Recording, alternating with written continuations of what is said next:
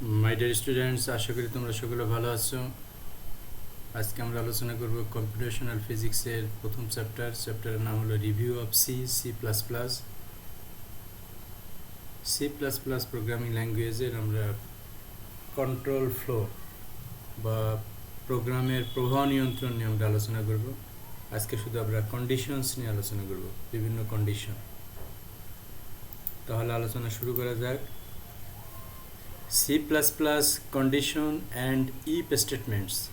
C++ supports the usual logical condition for mathematics. যেমন আমরা a less than b লিখি, এটাও প্রোগ্রামে ব্যবহার করা সম্ভব। a less than or equal to b, a greater than b, a greater than or equal to b, a equal to b। খেয়াল করি ইকুয়ালস এখানে তোমার দুইটা সমান চিহ্ন ব্যবহার করা হয়েছে। a not equal to b, এই সমস্ত লজিক বা কন্ডিশন আমরা কন্ট্রোল ফ্লোর ক্ষেত্রে আমরা প্রয়োগ করব। You can use this conditions to perform different actions for different decision. C++ has the following conditional statements. যদি আমরা if স্টেটমেন্ট ব্যবহার করি, use if to specify a block of code to be executed if a specified condition is true. যদি একটা condition সত্য হয় তাহলে if স্টেটমেন্টের ভিতরে যে ব্লকটা আছে সে ব্লকটা ইমপ্লিমেন্ট হবে। Use else to specify to block of code to be executed if the same condition is false. আর যদি কন্ডিশন ফলস হয় তাহলে else ব্লকে যে স্টেটমেন্টগুলো আছে সেটা ইমপ্লিমেন্ট হবে। Use else if to specify a new condition to test if the first condition is false. যদি প্রথম কন্ডিশন, খেয়াল করে কিন্তু if মানে হলো যদি কন্ডিশন ট্রু হয় তাহলে if স্টেটমেন্টের কাজ হলো যদি কন্ডিশন ট্রু হয় তাহলে if ব্লকের ভিতরে যে সমস্ত স্টেটমেন্ট আছে সবগুলো ইমপ্লিমেন্ট হবে। আর যদি ফলস হয় তাহলে else ব্লকের ভিতরে যে স্টেটমেন্টগুলো আছে সেগুলো ইমপ্লিমেন্ট হবে। আর যদি এলস ইফ দেয় তাহলে সে আবার কন্ডিশন যাচাই করবে সেটা কি ট্রু না ফলস। যদি ট্রু হয় তাহলে তো ইফের ব্লকটা ইমপ্লিমেন্ট করবে, যদি ফলস হয় আরেকটা কন্ডিশন যাচাই করবে এলস ইফের ভিতরে যে কন্ডিশন আছে। যদি এই কন্ডিশন ট্রু হয় তাহলে এর ব্লকের ভিতরে যেটা আছে সেটা ইমপ্লিমেন্ট হবে, না হলে এলসের ভিতরে যেটা সেটা ইমপ্লিমেন্ট হবে। আবার বলি, যদি একটা কন্ডিশনের পরে আমরা ইফ ইউজ করি তাহলে কন্ডিশন ট্রু হলে ইফ ব্লকের ভিতরে যত স্টেটমেন্ট আছে সবগুলো ইমপ্লিমেন্ট হবে। যদি এটা ফলস হয় তাহলে এলসের ভিতরে যে ব্লকটা আছে সেটা ইমপ্লিমেন্ট হবে। আর যদি আমরা এলসের আগে এলস ইফ ব্যবহার করি তাহলে সে আবার এই কন্ডিশনটা যাচাই করবে। যদি এটা সত্য হয় তাহলে এলস ইফ ইমপ্লিমেন্ট হবে, যদি এটা মিথ্যা হয় তাহলে এলস ইমপ্লিমেন্ট হবে। Use switch to specify many alternative blocks of code to be executed. যদি এটা বেশি একটা ব্যবহার করা উচিত না, তারপরে এটা একটা অপশন। সুইচ দিয়ে আমরা বিভিন্ন রকমের কন্ডিশন ইমপ্লিমেন্ট করতে পারি। আমরা এখন এক্সাম্পল দেখলে এটা বুঝতে পারবো। দেখো, দ্য ইফ স্টেটমেন্ট। আরেকটা জিনিস খেয়াল করবে, এখানে আই এবং এ দুটাই স্মল লেটার, কখনোই ক্যাপিটাল লেটার কোনোটাই দেওয়া যাবে না, তাহলে তোমার ইরর দেখাবে, কোনো স্টেটমেন্ট এক্সিকিউট হবে না। Use the if statement to specify a block of C++ code to be executed if a condition is true. আগে যেটা বলছিলাম, যদি কন্ডিশন সত্য হয় তাহলে ইফ ব্লকে যা যা আছে সব ইমপ্লিমেন্ট হবে। এর সিনট্যাক্স কীরকম হবে? ইফ প্যারেন্থিসিস মানে first bracket condition, if parenthesis বা ফার্স্ট ব্র্যাকেটের ভিতরে থাকবে কন্ডিশন। যদি কন্ডিশন সত্য হয় তাহলে এই যে কার্লি ব্র্যাকেটের ভিতরে যে ব্লক, একে বলে ব্লক। কার্লি ব্র্যাকেটের ভিতরে যে স্টেটমেন্টগুলো থাকে তো একবারে বলা হয় ব্লক, তাহলে ব্লকে সবগুলো স্টেটমেন্ট ইমপ্লিমেন্ট হবে। নোট দ্যাট, আগে যেটা বলছিলাম ইফ সবসময় স্মল লেটারে হবে। In the example below we test two values to find out if 20 is greater than 18। If condition is true print some text. উদাহরণটা আমরা দেখি। কন্ডিশন আমাদের শুরু হলো ইফ ফার্স্ট ব্র্যাকেট বা প্যারেন্থিসিস 20 greater than 80, 18। আবার বলি, ইফ প্যারেন্থেসিস বা ফার্স্ট ব্র্যাকেট 20 গ্রেটার দেন 18, এই কন্ডিশন কি সত্য না মিথ্যা? অবশ্যই সত্য। 20 18 চেয়ে বড়, এটা সত্য। তাহলে কি হবে?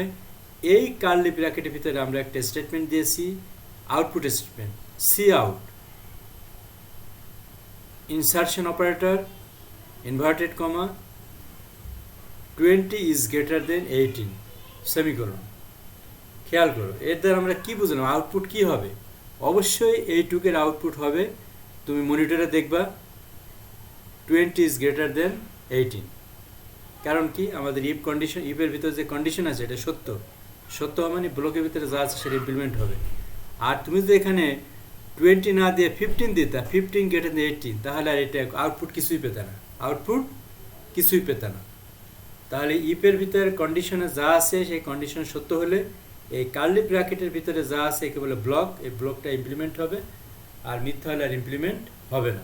মিথ্যা হলে তাহলে কি হবে? মিথ্যা হলে তাহলে আরেকটা অপশন দিতে হবে, সেটা হলো এলস অপশন। সেটা আমরা পরে দেখব। We can also test variables, integer X assignment 20 semicolon, integer Y assignment 18 semicolon, condition if condition X greater than Y. আমাদের আগেরটাই কিন্তু আমরা এভাবেও করতে পারি, if X greater than Y. Condition কি সত্য? অবশ্যই সত্য, কারণ এক্স হলো 20 আর ওয়াই হলো, ওয়াই ভেরিয়েবল, ওয়াই লোকেশনে, এক্স লোকেশনে 20 রাখা আছে, ওয়াই লোকেশনে 18 রাখা আছে। তাহলে আমাদের কন্ডিশন সত্য। তাহলে এদের ইমপ্লিমেন্ট হবে, কি ইমপ্লিমেন্ট হবে? মনিটরে প্রিন্ট হবে x is greater than y. আশা করি বুঝতে পেরেছ। আমরা এখন ইফ এবং এলস দুটাই থাকবে, মানে সত্য। আগের বারে কিন্তু আমরা আউটপুটে একটা পাবো, সত্য হলে শুধু আউটপুট, কন্ডিশন মিথ্যা হলে কোনো আউটপুট পাবো না। এখন আমরা যে সিনট্যাক্স শিখব এলস সহকারে, এখানে আউটপুট থাকলে মানে তোমার কন্ডিশন সত্য হলে একটা আউটপুট, মিথ্যা হলে আরেকটা আউটপুট পাবো। আউটপুট আমরা পাবোই। Use the else statement to specify a block to code to be executed if the condition is false. Syntax if parenthesis condition curly bracket, এর ভিতরে ব্লক আছে, এর ব্লকের পরে দিলাম এলস কার্লি ব্র্যাকেট, আবার ব্লক আছে।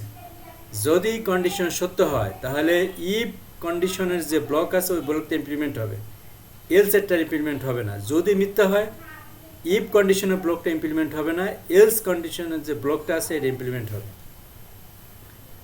Example, integer time equal to 20 semicolon, if parenthesis time less than 18। Time মানে কত? 20, 20 লেস দেন 18, এটা ভুল। Curly bracket C out insertion good day, তাহলে গুড ডে প্রিন্ট হবে না।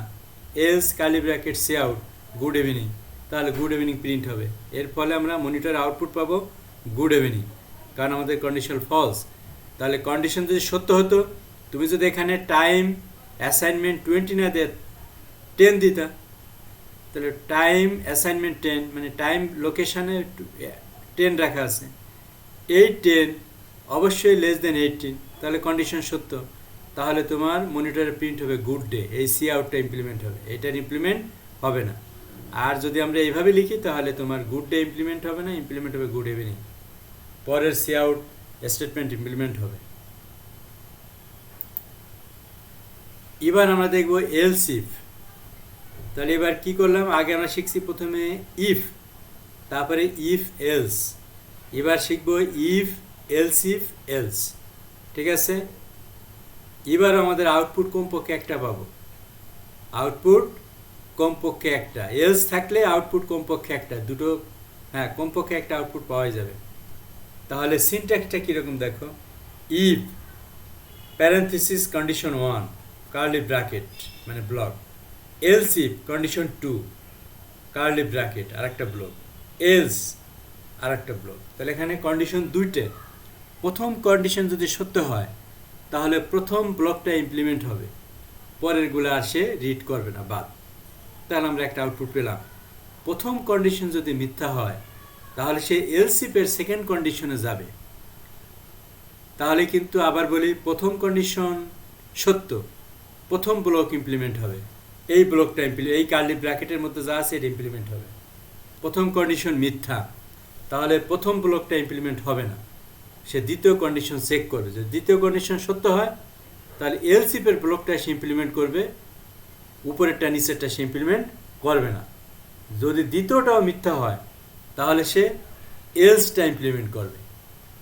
তাহলে প্রথমটা সত্য হলে প্রথম ইমপ্লিমেন্ট, মিথ্যা হলে দ্বিতীয় কন্ডিশন আসবে, দ্বিতীয় কন্ডিশন সত্য হলেই কেবল দ্বিতীয় ব্লক ইমপ্লিমেন্ট হবে, আর দ্বিতীয় কন্ডিশন মিথ্যা হলে থার্ড ব্লক ইমপ্লিমেন্ট হবে।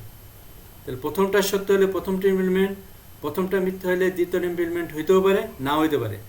যদি দ্বিতীয়টা সত্য হয় তাহলে দ্বিতীয় ইমপ্লিমেন্ট হবে, আর যদি দ্বিতীয়টা মিথ্যা হয় তাহলে তৃতীয় ব্লকটা ইমপ্লিমেন্ট হবে। আমরা একটা এক্সাম্পলের মাধ্যমে এটা দেখতে পারি। ইন্টিজার টাইম অ্যাসাইনমেন্ট 22 সেমিকোলন, মানে এর মানে হলো টাইম লোকেশনে, টাইম একটা হলো মেমোরি লোকেশন বা একটা ভেরিয়েবল, এখানে 22 সেভ করা আছে। ইফ টাইম লেস দেন 10, আমাদের কন্ডিশন সত্য না মিথ্যা বলো, আমাদের টাইমের লোকেশনে 22 রাখা আছে, ওই 22 এর সাথে সে 10কে কম্পেয়ার করবে, দেখবে 22 লেস দেন 10 কিনা, অবশ্যই 22 লেস দেন 10 না, তাহলে মিথ্যা।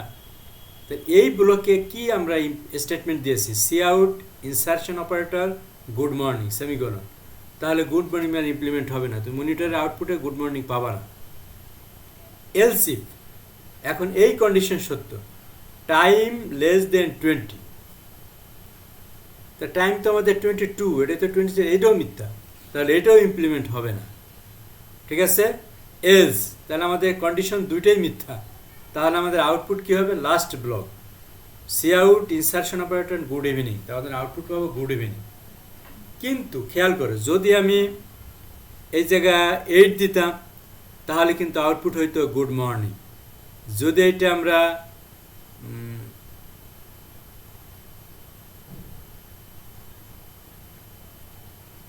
18 দিতাম তাহলে 9 দিলে ইমপ্লিমেন্ট হবে প্রথমটা, 9 লেস দেন 10 গুড মর্নিং। যদি আমরা টাইম লোকেশনে কি রাখতাম 12, মানে মোট কথা 10-এর বেশি, তাহলে 10-এর বেশি কিন্তু 20-এর কম, তাহলে 18 ধরো, 18 লেস দেন 20, এটাও ঠিক, তাহলে আউটপুট হতে গিয়ে গুড ডে। এখন তুমি যে এখানে দিয়ে দাও 22, তাহলে এটাও মিথ্যা, এটাও মিথ্যা, এইটাই শুধু এলসটা ইমপ্লিমেন্ট হবে। এখন আমরা এতক্ষণ যেগুলো বললাম আমরা এটা একটা বাক্য করতে পারি, if else ternary operator, ternary মানে বলে এক লাইনে শেষ।